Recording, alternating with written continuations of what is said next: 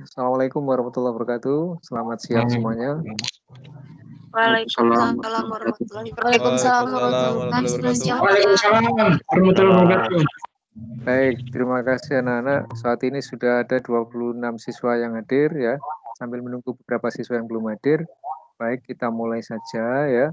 Pada pertemuan kali ini kita akan melanjutkan tentang kaidah pencacahan, yaitu lanjutan dari bab 2 ya. Nah, kali ini Bapak akan menyajikan beberapa macam bentuk soal dalam kaidah pencacahan ya. Nanti akan kita bahas satu persatu ya. Nah, kemudian setelah materi ini selesai, nanti kita bisa melanjutkan ke notasi faktorial. Namun mungkin lanjutannya akan dilaksanakan pada minggu depan ya, termasuk materi permutasi dan kombinasi. Baik, sebelum lebih lanjut kita membahas materi pada siang hari ini, Bapak perkenankan masing-masing untuk silakan berdoa menurut keyakinannya masing-masing. Berdoa, silakan.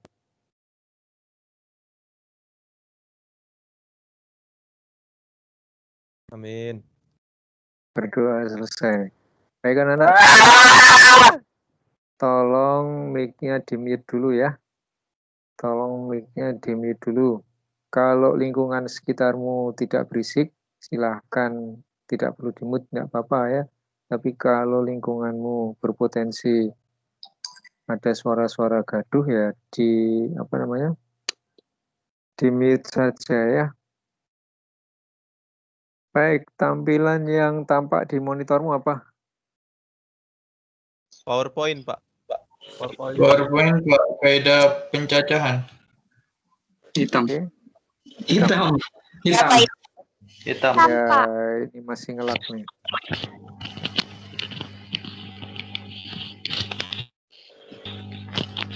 Nah, sudah tampak ya. Baik, anak-anak. Loh, kok begini lagi tampilannya? Nah, ini ya.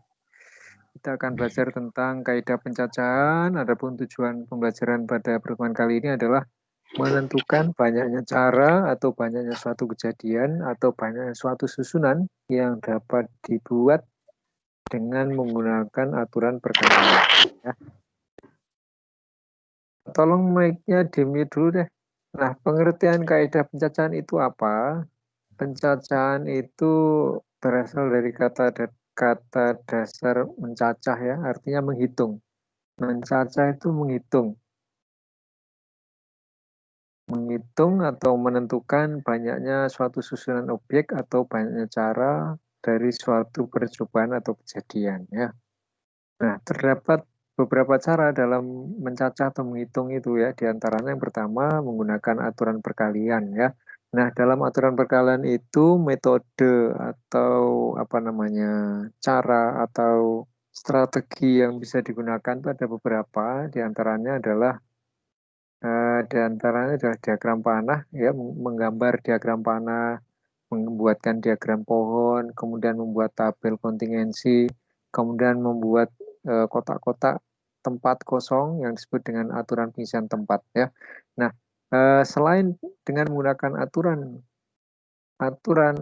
perkalian ya, mencacah itu bisa juga menggunakan permutasi dan kombinasi. Nah, ini nanti akan Bapak bahas pada bagian berikutnya.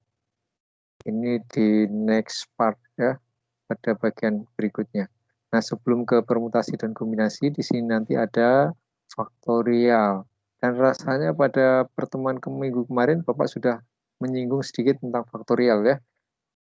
Baik, kita lanjutkan. Kita akan fokus ke sini dulu. Bapak akan mantapkan di kaidah pencacahan dengan menggunakan aturan perkalian ya. Nah, baik, langsung saja pada contoh yang pertama. Ari memiliki 2 jenis celana panjang dan 3 jenis kemeja. Tentukan banyaknya setelan pemakaian kemeja dan celana panjang yang dapat dipilih Ari. Artinya apa? Ari menentukan akan menghitung ada berapa setel antara kemeja dan celana yang bisa dipakai ya. Bahwa di sini Ari memiliki 2 jenis celana panjang. Misalkan saja dia berwarna hitam, dan yang satunya berwarna putih. Kemudian dia juga memiliki 3 kemeja. Kemejanya lengan pendek kebetulan ya. Ini berwarna hitam, ini berwarna biru, ini garis-garis gitu ya. Suara Bapak terdengar jelas kah? Jelas. Jelas banget, Jelas. Pak. Baik.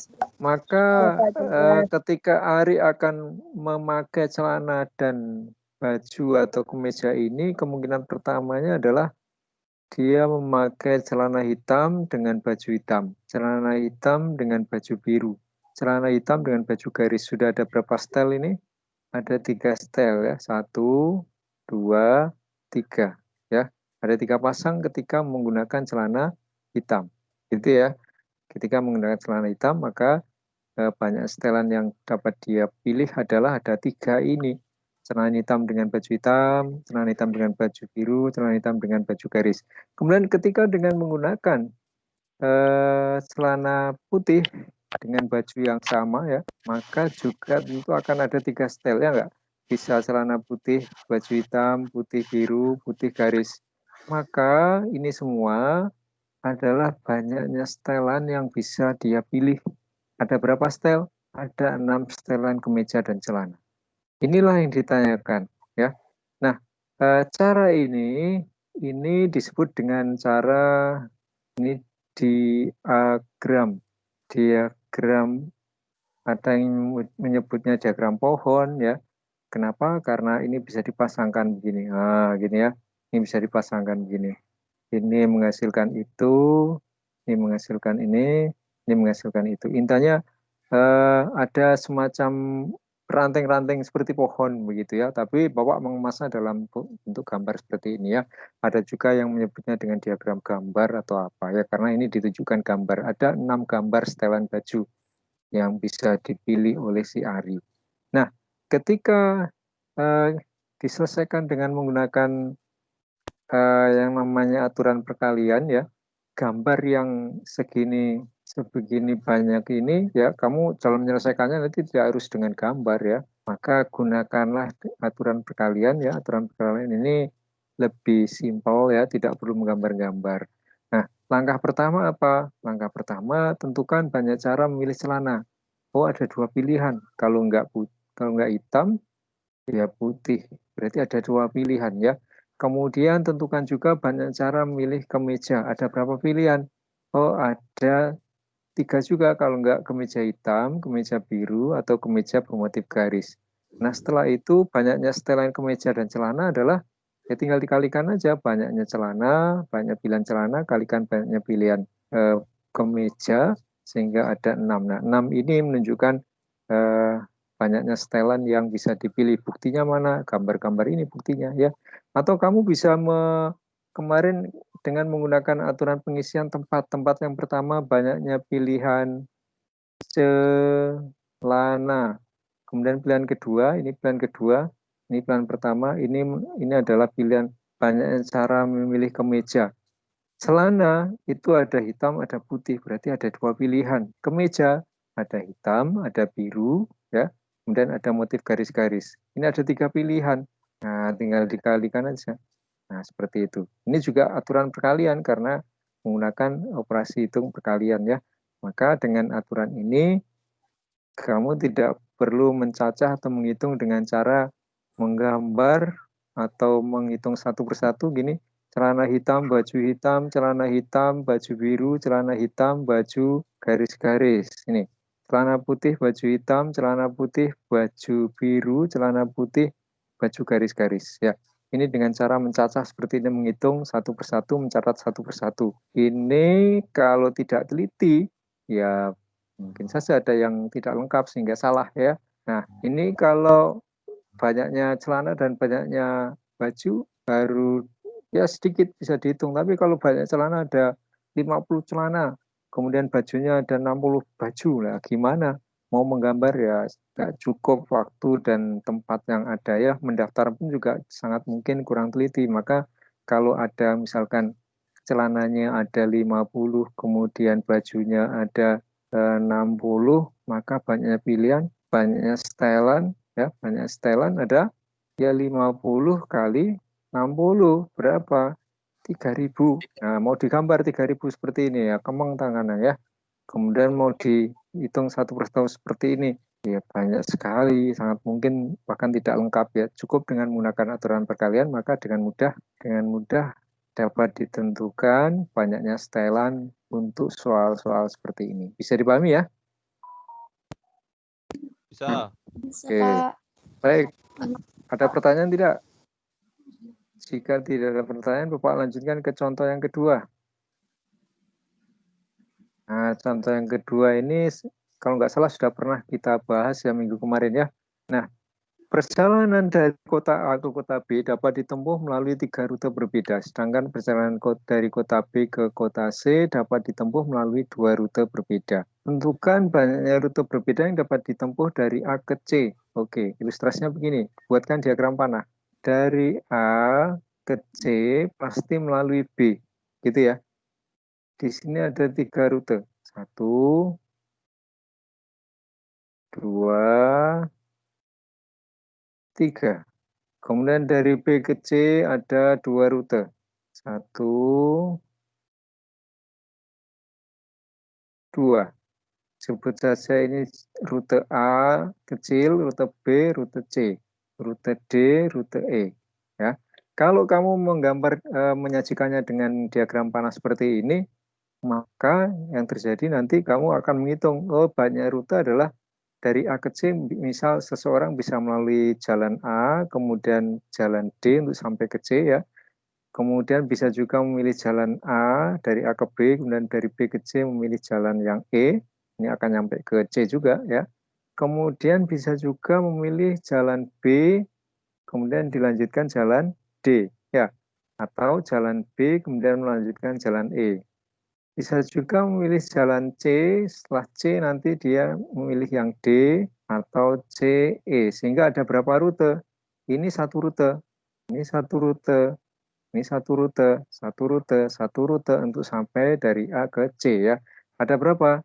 Ada 6 rute. Ini dengan menggunakan diagram panah, kemudian dicacah, dihitung satu persatu, sehingga ya proses ini harus teliti, sehingga diperoleh ada 6 rute.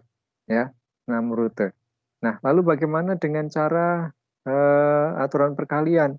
Udah, kamu cari dulu banyaknya rute dari A ke B. Nah, ada berapa? Ada berapa pilihan? Ada 3 rute, gitu kan? Kemudian rute dari B ke C, ada berapa? Ada 2 rute. Yang ditanya apa? Banyaknya rute dari A ke C. Berarti apa? Kalikan saja. Kalikan 3 dikali 2. Ada berapa? Ada 6 rute. Atau di sini kan, ini kan 3 nih. Ya kan? 3 nih. Ini juga 2 nih. Nah, sudah tinggal dikalikan aja. Seperti ini. Ya. Ini ada 6 rute. Nah, sekarang yang B dari A ke B, kemudian sampai ke C, ya. Banyak rute berbeda dari A ke C dan kembali ke A. Setelah nyampe ke C, balik, pulang. Pasti melalui B lagi. Kemudian baru ke A. Rutenya berbeda, rute yang sudah dilalui saat berangkat tidak boleh dilalui lagi saat pulangnya. Berarti di sini rute berangkatnya ada berapa pilihan? Ada 3, ya. Dari A ke B ada 3, Kemudian dari B ke C ada berapa? Ada 2. Setelah itu dari baliknya sekarang baliknya dari C ke B, karena tadi dari B ke C sudah dipilih salah satu, maka di sini tinggal satu rute saja yang berbeda yang belum dilewati, ya kan? Kemudian dari B ke A, ini tadi dari A ke B ada 3, salah satu sudah dilewati, berarti berkurang 1, tinggal 2 rute. Nah, gini ya. Nah, gini. Bisa dipahami nggak ilustrasi ini? Jadi di sini ada 1 rute, di sini ada 2 rute, sehingga banyaknya rute, langsung aja nih, pergi pulang dari A ke C, kembali lagi ke C adalah berapa? 3 kali 2 kali 1 kali 2. Dikalikan semua, yaitu ada 12 rute. Nah, seperti itu ya. Bisa dipahami kayak nih. Ilustrasinya pakai gambar, cara menjawabnya pakai aturan perkalian ya. Tidak perlu dicacah di daftar satu persatu seperti ini ya. Bisa jadi tidak lengkap nanti kalau seperti ini. Gitu ya. Paham ya? Berikutnya contoh yang ketiga. Yang ketiga yaitu tentang nih, sebuah dadu dan sebuah koin diundi secara bersama-sama. Tentukan banyaknya kemungkinan yang terjadi dari pengundian dadu dan koin tersebut. Nah, kalian ketahui bahwa dadu itu dia memiliki 6 sisi, ya kan? 6 sisi itu apa saja? Bisa 1, bisa 2, bisa 3, 4, 5, 6. Ada dadu 1. Kalau digambarkan dadu itu kan begini.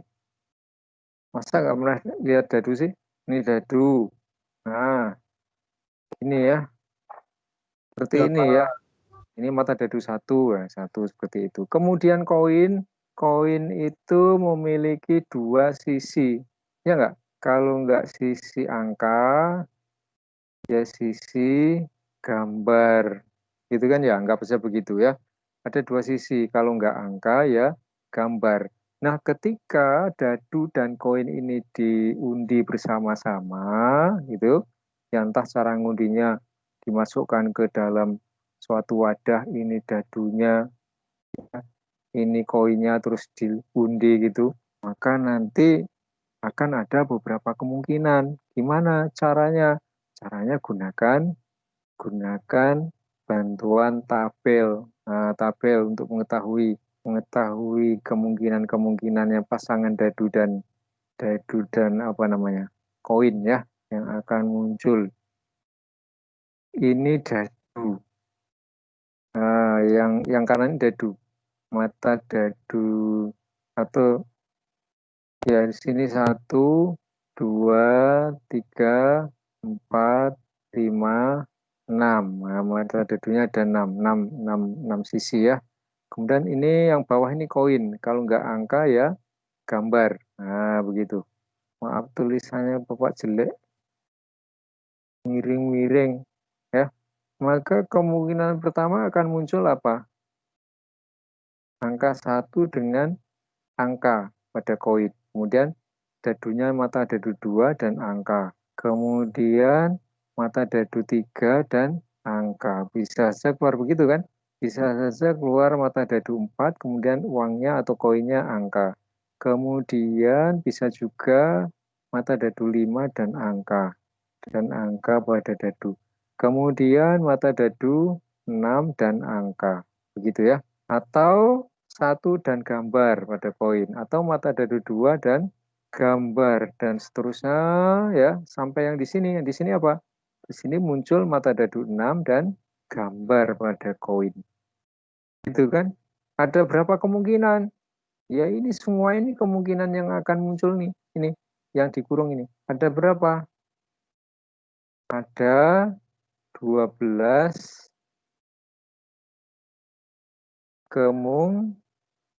kemungkinan, yaitu apa saja?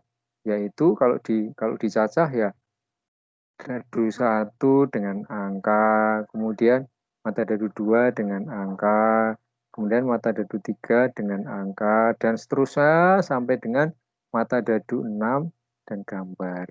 Ini sampai yang di sini ya. Nah, ini kalau kita hitung, kita cacah satu persatu dengan menggunakan tabel seperti ini. Nah, kalau menggunakan dengan aturan perkalian, maka nanti banyaknya kemungkinan yang muncul adalah mata dadu. Pilihan mata dadu muncul ada berapa pilihan? Ada 6, ya kan? Kemudian koin ada berapa pilihan yang muncul dari ketika sebuah koin diundi? Ada 2, kalau nggak gambar ya angka, maka ini tinggal dikalikan saja.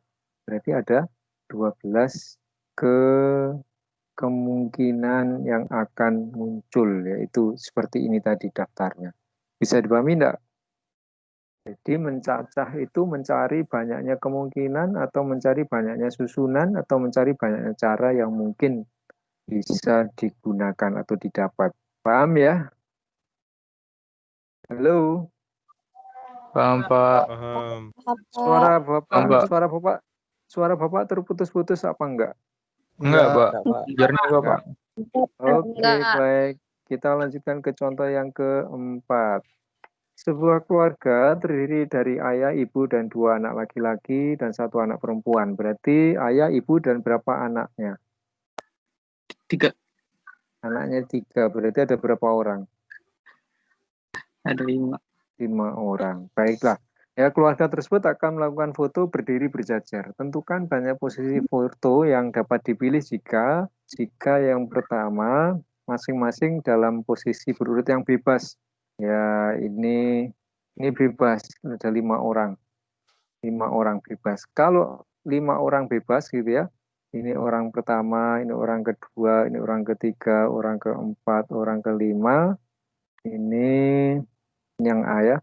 Posisi yang paling kiri ini bisa si ayah, bisa si ibu, bisa anak laki-laki, bisa anak laki-laki kedua, bisa anak perempuan.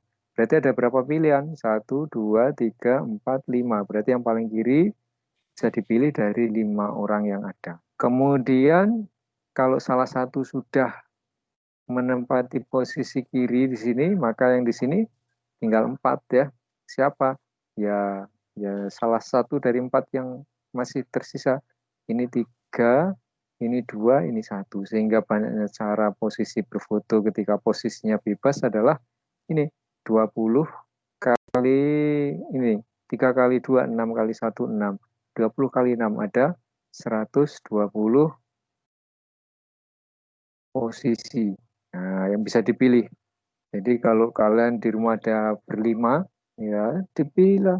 Ada banyak posisinya, ada 120 ya. Mau dihitung satu-satu, boleh silakan. Nanti di foto berarti ada 120 foto berbeda yang posisinya berbeda gitu ya. Baik, kemudian yang kedua, yang B. Jika ayah dan ibu berdiri di pinggir, kemungkinannya ini anaknya, ini anaknya, ini anaknya. Nah, ini ya. Kemungkinan yang pertama ini ayah, ini ibu. Ya enggak? Atau kemungkinan yang kedua ini ibu, ini anaknya, yang sini ayah. Nah, ketika ayah dan ibu di pinggir, itu ada 2 pilihan. Ya kan? Jadi banyaknya posisi itu ketika ayah dan ibu di pinggir berarti ada 2. Kalau enggak yang pertama yang begini ya, atau yang begitu ada 2. Kemudian si anak ini bebas, Nah ini si anak ini bebas. Jadi baik si anak kan tinggal 3 posisi di tengah ya, tinggal posisi tengah. Ini bisa anak laki-laki, anak perempuan. Berarti yang di sini di samping kiri yang kedua ya, ini bisa dipilih 3 cara. Kemudian kalau salah satu, misal si laki-laki pertama sudah di sini, maka di sini tinggal laki-laki yang kedua dan perempuan yang kedua tinggal 2, sehingga di sini juga tinggal 1. Ada berapa? Ada 6 ya. Ya udah tinggal dikalikan dengan 6. Jadi ada 12 posisi. Percaya, cari ya. 12 posisi. Oke, ketika ayah dan ibunya di sini. Ini laki-laki 1, laki-laki 2, ini perempuan. Kemudian ayah, ini laki-laki 1, ini perempuan, ini laki-laki 2, ibu. Ini ayah, ini laki-laki 2, laki-laki 1, ini perempuan, ibu. Ini ayah, ini laki-laki 2, ini perempuan, laki-laki 1, ibu. Lagi ini ayah, ini perempuan, laki-laki 2, laki-laki 1, ibu. Lagi ayah perempuan, laki-laki 1, laki-laki 2, ibu. Nah ini ada 6 ya kan, ketika ayah di kiri, ibu di kanan. Nah hal yang sama juga ketika ibu di kiri, ayah di kanan, ya sama nanti di sini laki-laki 1, laki-laki 2, perempuan. Ibu, laki-laki 2, laki-laki 1, perempuan, ayah. Ibu, laki-laki 1, perempuan, laki-laki 2, ayah. Ibu, laki-laki 1, laki-laki 1, ini laki-laki apa di sini? Laki-laki 1, laki-laki 2 ya, laki-laki 2, ini perempuan, ini laki-laki 2. Laki-laki 1, maaf ya. Ini ayah. Kemudian ini ibu, perempuan, laki-laki 1, laki-laki 2, ayah. Ibu, perempuan, laki-laki 2, laki-laki 1, ayah. Nah, seperti ini juga ada 6, sehingga kalau dijumlahkan ada 12. Nah, cukup caranya begini. Cari posisi ketika ayah dan ibu di pinggir. Ada berapa kemungkinan? Ada 2. Kalau enggak ayah yang di kiri, ayah yang di kanan. Atau kalau enggak ibu yang di kiri, ibu yang di kanan. Ada 2, ya kan? Kemudian yang di tengah ini ada berapa cara? Ketiga anaknya ini kan tidak ada aturan, bebas, berarti sama seperti ini, tapi ada 3. Kalau ini tadi ada 5, berarti di sini 3 kali 2 kali 1, seperti ini ya. Nah, jadi nanti dikalikan 2 kali 6, maka akan ada 12 posisi. Oke, lanjut ya. Contoh yang kelima. Dari 4 tokoh masyarakat di suatu RT akan dipilih 3 orang untuk sebagai pengurus, yaitu sebagai ketua, sekretaris, dan bendahara. Nah, ini kayaknya minggu kemarin sudah ini ya. Ini gunakan aturan pengisian tempat. Sediakan kotak kosong, di sini ketua ya. Kemudian berikutnya adalah sekretaris, di sini adalah bendahara. Misalkan 4 tokoh masyarakat itu adalah si A, si B, si C, si D. Artinya apa? Keempat-empatnya ini berhak dipilih sebagai seorang ketua. Maka ketua ini dapat dipilih dari berapa pilihan yang ada. Ada 4 pilihan ya. Misal si D sudah menjabat sebagai ketua, maka dia nggak bisa lagi menjadi sekretaris atau bendahara. Tidak boleh merangkap jabatan ya. Maka untuk memilih sekretaris tinggal dipilih dari 3 yang ada, yaitu kalau nggak A, B, atau C. Ada berapa pilihan? Ada 3 pilihan. Misal si A sudah terpilih menjadi sekretaris, maka yang sudah terpilih D dan A tidak boleh menjabat sebagai bendahara. Maka bendahara hanya bisa dipilih dari yang belum terpilih, yaitu B dan C.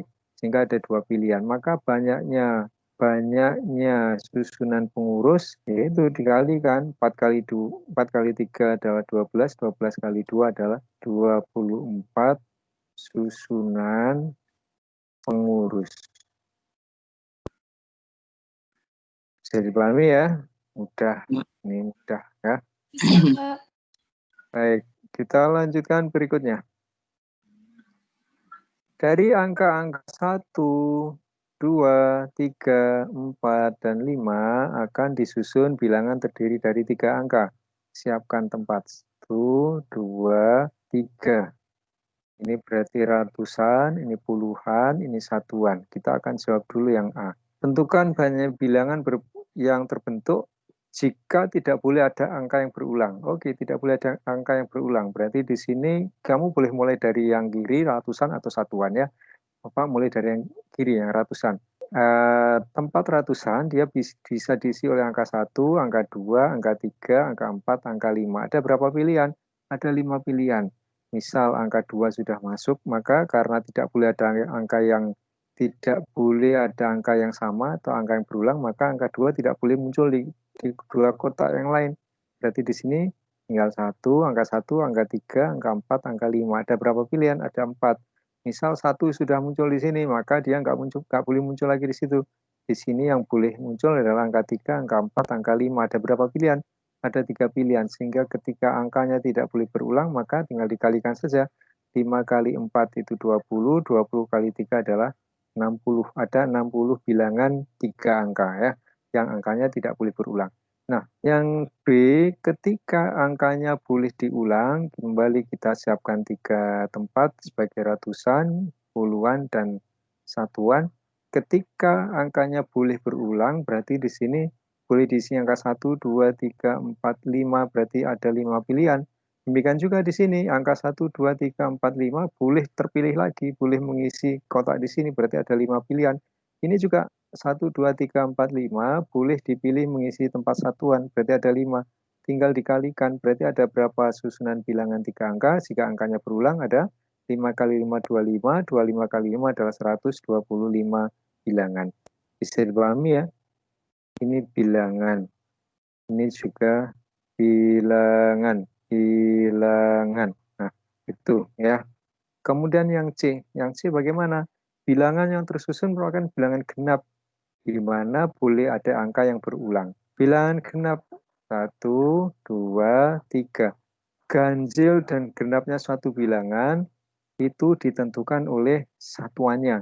Genap di sini adalah angka 2 dan angka 4. Berarti satuannya hanya boleh diisi angka 2 atau 4. Bisa dipahami nggak nih? Berarti di sini ada 2 pilihan. Kalau nggak 2 ya 4. Nah, ada 2 pilihan. Sementara karena angkanya boleh diulang, ya, syarat genapnya sudah dipenuhi, ada 2 pilihan. Kalau nggak angka belakangnya 2 ya 4. Nih sudah terisi, ya. Maka karena angkanya boleh berulang, maka di sini boleh 1, 2, 3, 4, 5. Berarti di sini 5 pilihan, ini juga 1, 2, 3, 4, 5. Berarti di sini 5 pilihan, tinggal dikalikan. Ada 5 kali 5, 25 kali 2 ada 50 bilangan. Ya. Kemudian yang D, tetap siapkan dulu kotaknya. Bilangan genap, di mana tidak boleh ada angka yang berulang. Tidak boleh ada angka yang berulang. Ingat, genap itu ditentukan oleh posisi satuannya ya. Satuannya genap berarti dia harus, kalau nggak 2 ya 4. Ada berapa pilihan? 1, 2, ada 2 pilihan. Nah, misal angka ini sudah masuk. Kalau sudah masuk, maka dia tidak boleh. Kita isi di sini ya. Jadi boleh diisi angka 1, 2, 3, 5. 4-nya nggak boleh masuk ya. Berapa di sini? Ada 4. Kemudian salah satu sudah masuk, berarti di sini 1, 2, 5. Ada 3. Nah, tinggal ngalikan saja. 12 kali 2 ada 24 bilangan. Ya. Nah, kemudian yang E ini Bapak jadikan sebagai tugas. Ada yang ditanyakan tidak?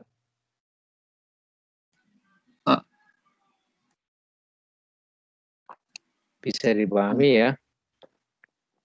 Nah, untuk dapat menyelesaikan soal yang E ini, kalian bisa mencari dari bahan atau sumber bacaan lain, bisa cari dari internet, banyak model soal seperti itu, pahami caranya, kemudian selesaikan soal yang E ini dengan cara yang kamu peroleh dari buku atau dari internet ya. Bisa dipahami anak-anak? Bisa dipahami ya. Nah, selanjutnya masih ada sisa waktu ya. Di sisa waktu yang ada ini kamu gunakan untuk menyelesaikan soal itu ya. Sementara kamu mencari sumber dari internet atau buku yang lain, Bapak akan menyiapkan di menu tugas agar pada setelah kalian menyelesaikan tugas ini nanti kan akan dikirim ke menu tugas itu ya. Bisa dipahami ya? Ya.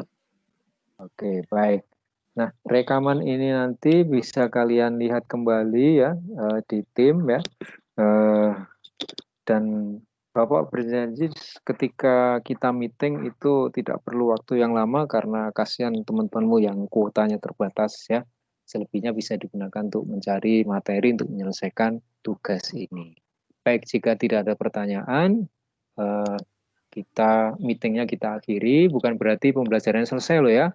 Kalian masih harus menyelesaikan tugas ini. Baik, terima kasih. Bentar, Bapak akhiri rekamnya dulu. Benarkah ini tidak ada yang ditanyakan?